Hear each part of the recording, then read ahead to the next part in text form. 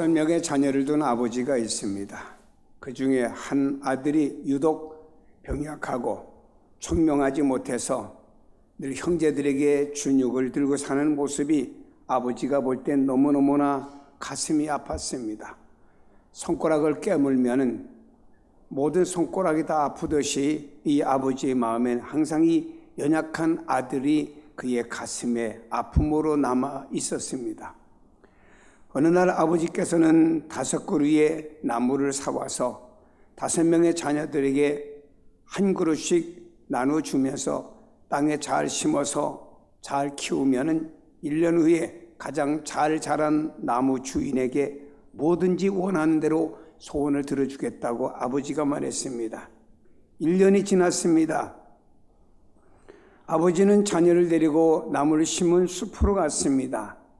그리고 첫째부터 막내까지 5그루에 심은 나무를 보았는데 놀랍게도 한 그루의 나무가 다른 나무에 비해서 키도 크고 잎도 무성한 것을 보게 되었습니다.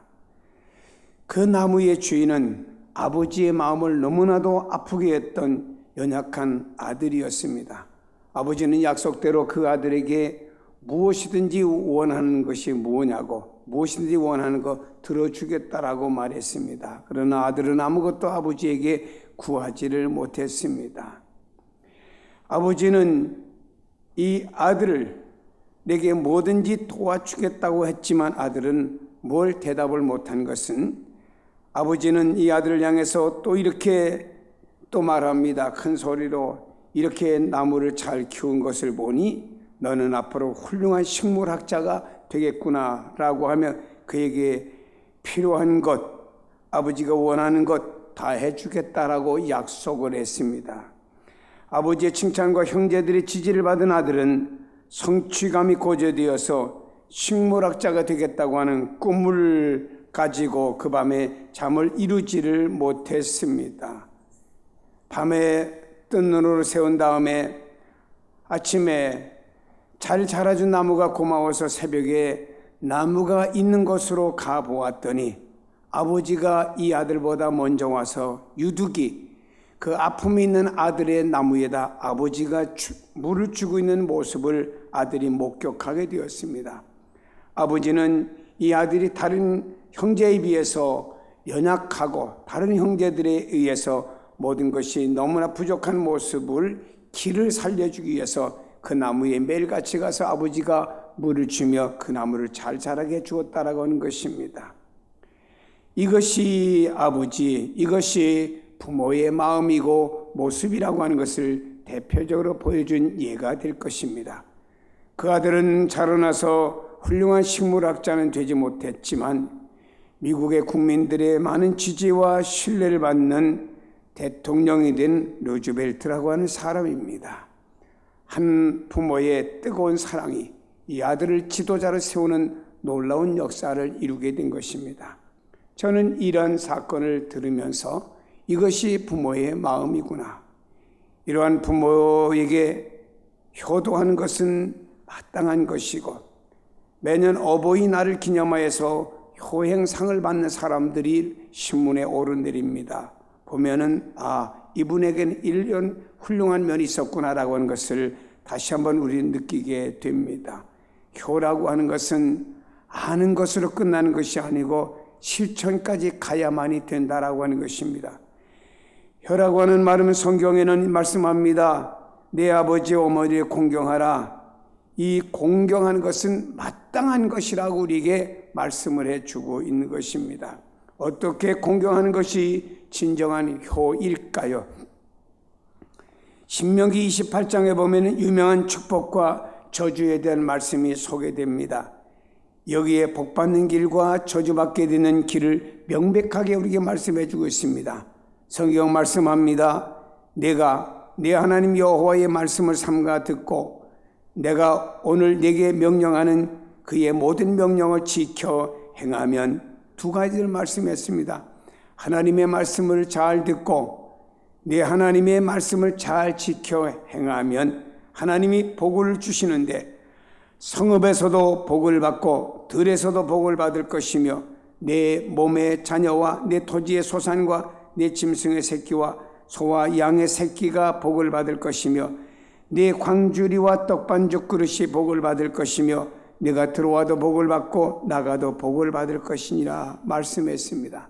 그러나 만약에 여호와의 말씀을 순종하지 아니하여 하나님의 명령을 지켜 행하지 않으면 성읍에서도 저주를 받고 들에서도 저주를 받을 것이며 들어와도 나가도 저주를 받을 것이라고 말씀했습니다. 하나님의 말씀과 명령을 지키면 복이고 지키지 않으면 저주를 받게 될 것이라고 하는 말씀을 하셨습니다. 그렇다면 행위에 따라서 복을 받기도 하고 행위에 따라서 저주를 받기도 한다는 뜻일까요?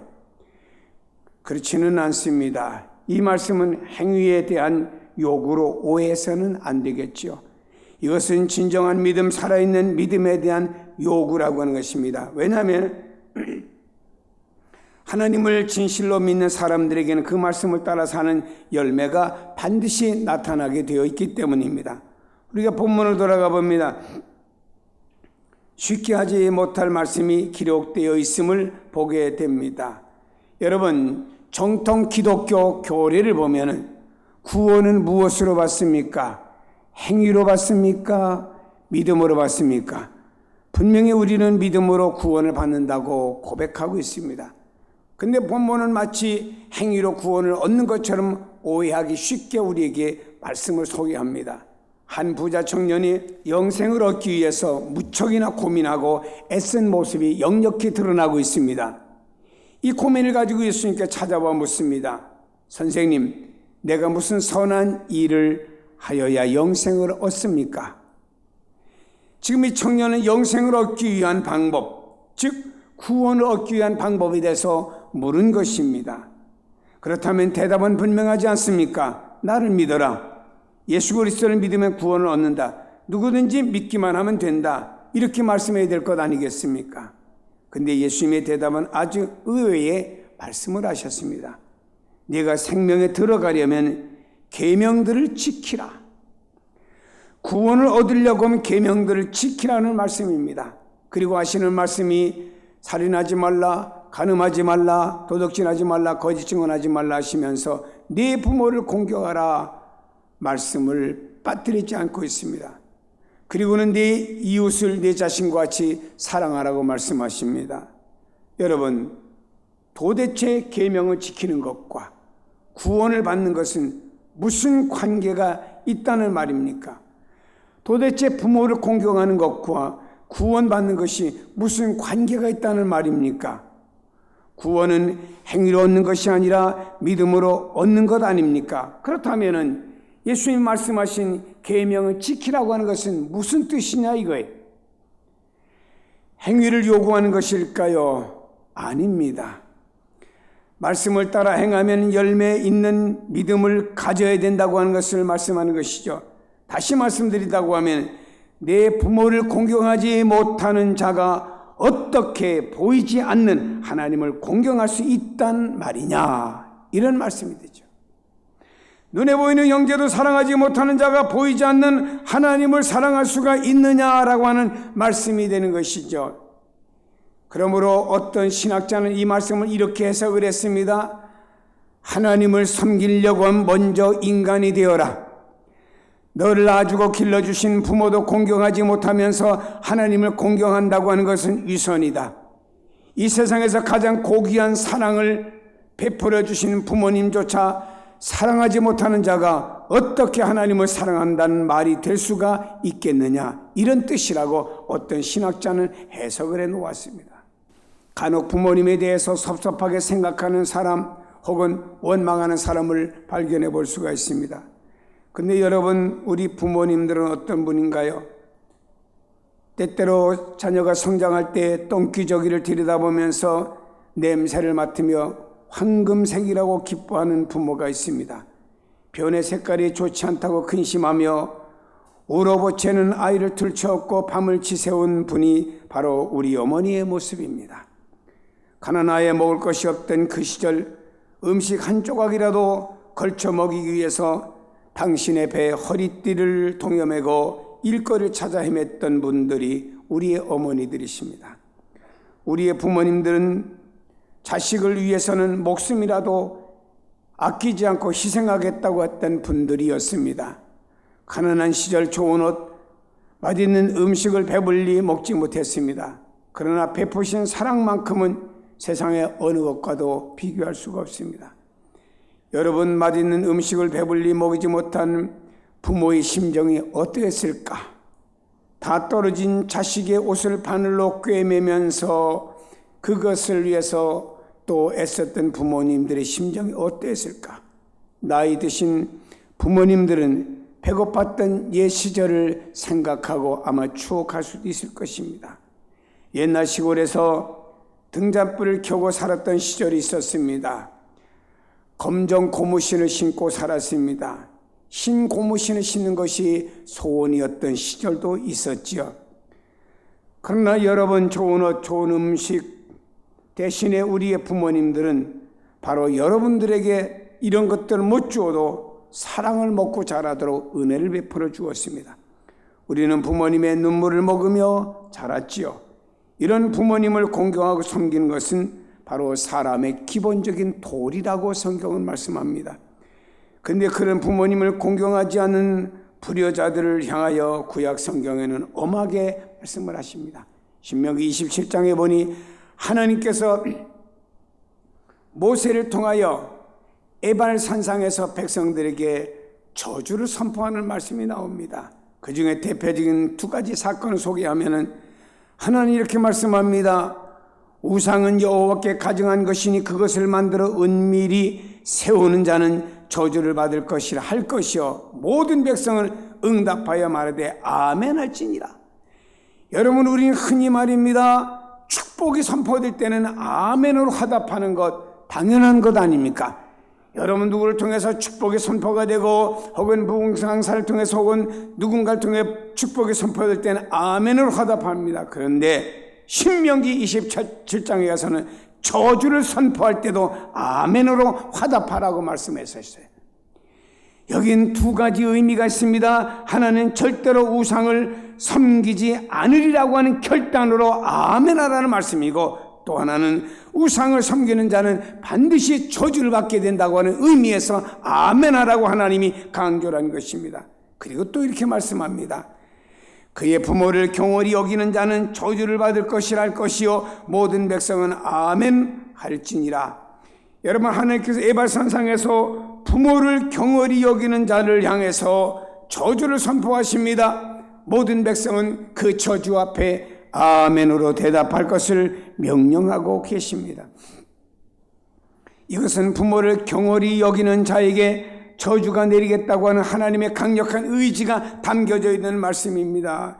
이건 구약의 말씀만이 아니에요. 신약에 와서도 부모를 경홀히 여기는 자를 축복하거나 하나님 기뻐하는 것은 아니라 이 말입니다.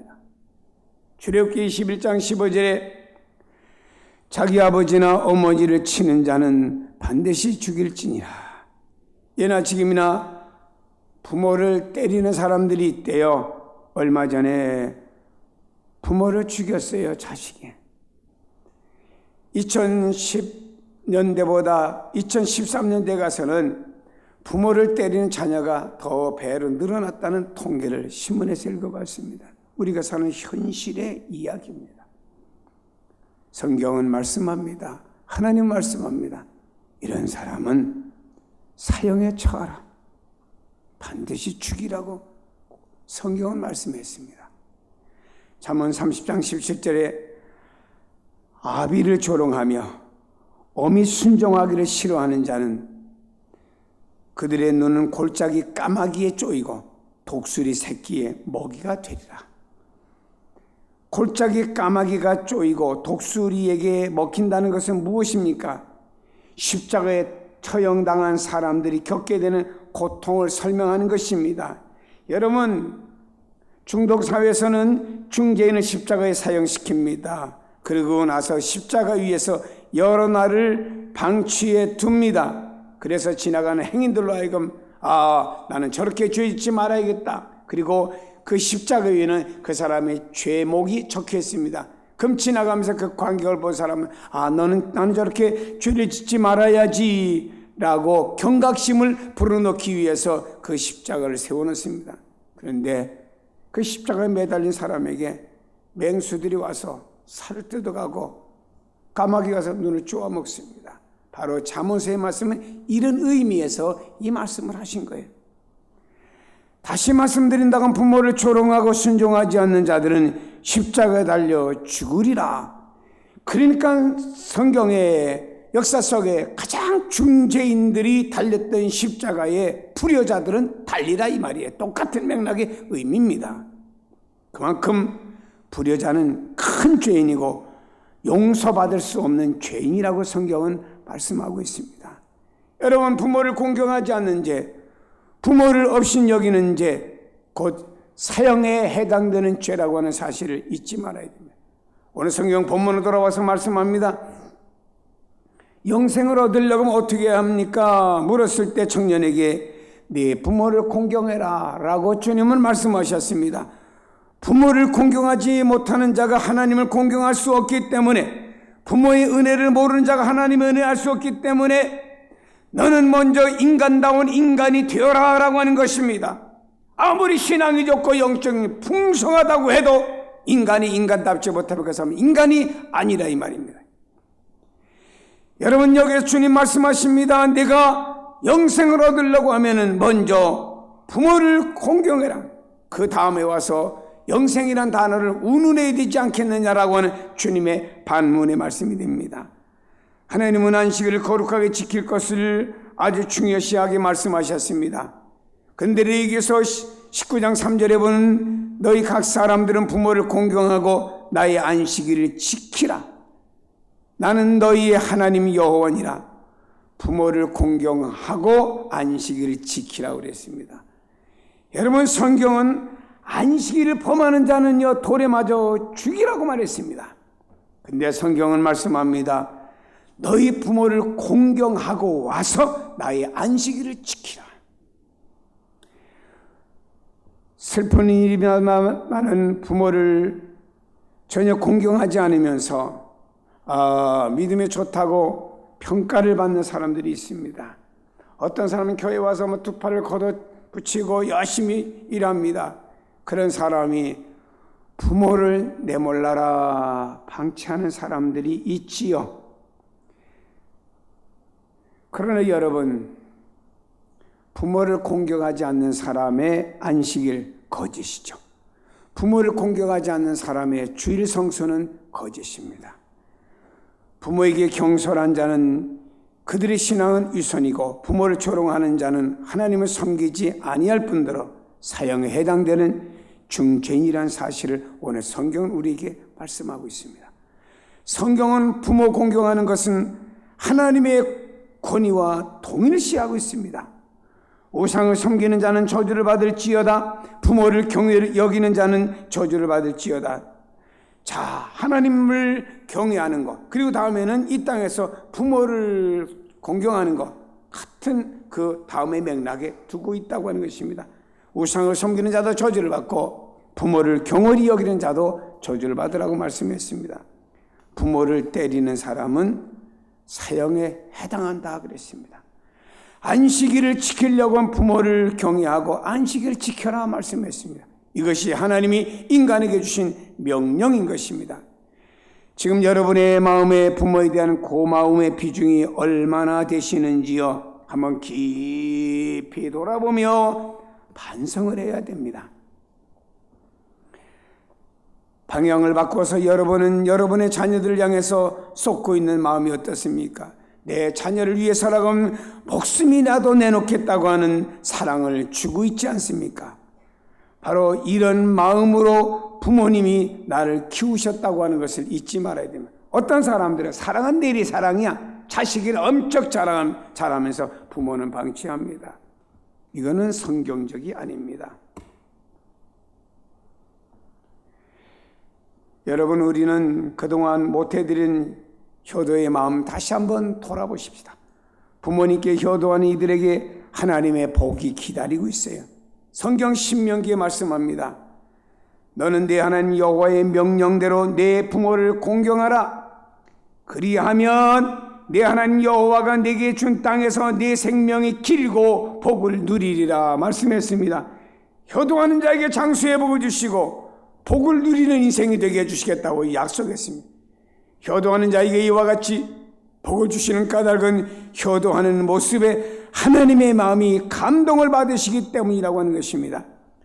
세계적인 전도자였던 빌리그레암 목사님은 이런 말을 했어요. 만약 당신이 하나님에 대한 사랑을 측량하고 싶거든 형제에 대한 당신의 사랑을 관찰하라. 형제에 대한 관심과 사랑이 얼마만큼 있는가, 그것이 크면 클수록 당신은 하나님께 많은 사랑을 바치고 있다고 하는 증거이다. 다시 말해 이 땅에서 여러분들이요 이웃과 형제와 심지어는 부모님들을 사랑하는 것들이 커지면 크는 것만큼 바로 내가 하나님께 대한 사랑, 바치는 사랑이 커질 것이라 이 말이에요. 그러나 부모나 형제나 이웃을 향해서 사랑은 적어지면서 하나님 사랑한다고 하면 그거는 아니라 이 말입니다. 이 땅에서 이만치 커지는 것만큼 하나님께 대해 드려지는 것도 커진다, 이런 의미죠. 이웃을 사랑하는 것과 하나님을 사랑하는 것은 정비례 관계인 것입니다. 하물며 부모님을 공경하지 않는 자가 어찌 하나님을 공경할 수가 있겠습니까? 부모님을 공경하는 것은 윤리의 기본이고 인간의 기본이고 신앙의 기본이 된다는 뜻을 잊지 마십시다. 한 청년은 주님께 물었습니다. 주여, 영생을 얻으려고 하면 어떻게 해야 됩니까? 주님 말씀했습니다. 내 부모를 공경하라. 부모를 공경하지 않는 자는 하나님을 공경할 수 없다고 하는 이 말씀의 의미를 한번 우리는 깊이 어버이 주일을 맞이하면서 돌아봐야 됩니다. 여러분, 그러면서 또한 부모님들에게는 영생을 얻을 수 있는 기회를 자녀들이 드려야 되는 거예요. 전에 어린 중고등부를 지도할 때입니다. 한 중학교 2학년 아이가 어머니를 전도하고 싶은데 어머니가 예술을 합니다. 어머니를 두 가지를 좋아합니다. 첫째는 술을 좋아하고 두 번째 화투를 좋아하는 어머니. 이러니 이 엄마가 예수를 믿는다는 확률은 너무나 없어요. 그래서 이 학생이 꼭 어머니 전도하겠다 생각을 가지고 그 어느 날 어머니가 주는 음식을 하루 다 거절했습니다. 엄마, 나 엄마 교회 나가기 전엔 안 먹을 거야. 내가 배고프면 먹겠지. 하루가 지났습니다. 이 아이는 하루 동안에 물밖에 아무것도 먹지 않고 얼굴이 창백해졌습니다. 둘째 날에 가서는 엄마가 생각하기를 그래, 오늘은 네가 먹겠지. 둘째 날도 안 먹습니다. 3일째 가니까 이 아이가 이제 힘도 없어지고 키가 큰 아이인데 비실비실합니다. 가만히 보니까 엄마가 이러다 애 잡겠어요.